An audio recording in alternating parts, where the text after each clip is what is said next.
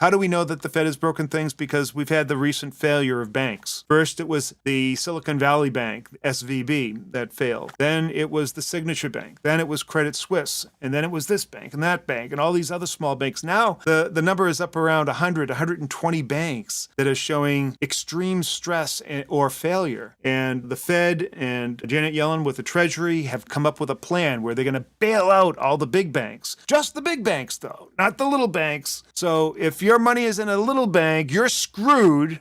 But if you're in a big bank, you're okay. They're going to bail you out. So what's that going to mean? What is that unintended consequence of them only servicing or protecting the big money, right? Think about that. Well, people that are in small banks are going to look at that and say, heck, I'm pulling my money out of this small bank and I'm going to put it in the big bank where it's protected. Now, what happens when that happens? Well, they pull all the money out of the small bank. There's a run on the small banks. They start failing even more. It's just insane the way they're operating. Janet Yellen has got to be the stupidest Secretary of the Treasury ever. She had already proven that she was the stupidest chairman of the Federal Open Market Committee. Jerome Powell's right behind her. As a team, they're like 2/3 of the Three Stooges. It is perhaps the most, I guess you could add slow Joe Biden in there, and now you got the complete Three Stooger trio. We can extend that too because, we have Mo, Larry, and Curly, right? Where they can add Shemp and then Curly Joe in there. So I'm sure that there's another two Stooges that we could include in that.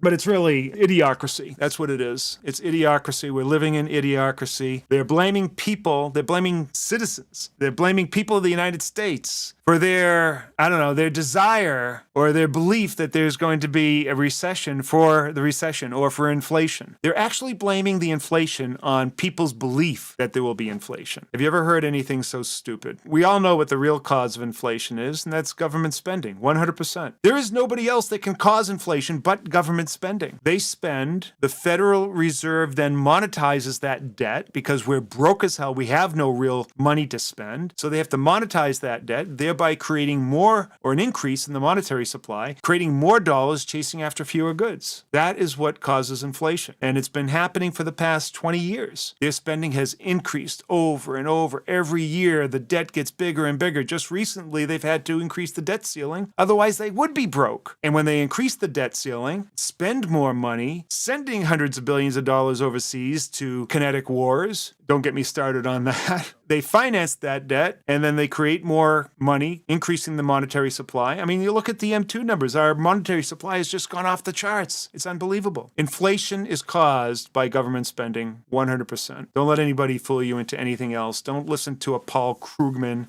that Nobel laureate, that has got to be the stupidest smart person on the face of the planet. He is 100% in bed with a political party, and it all has to do with politics. It has nothing to do with what's good for the American people. That's where we are. I'm not trying to be political here, but I'm just stating the obvious. The Federal Reserve is supposed to be a non-partisan, non-political entity, right? But that couldn't be further from the truth. Now, they don't subscribe to any one party. I would say that's probably true. They're bipartisan, but they 100%, whatever administration is currently in power, kowtow to those people because they're afraid of losing their jobs. Just keep on doing what that political party is in place. And look, it was just as bad with the last administration and the administration before that and that and that.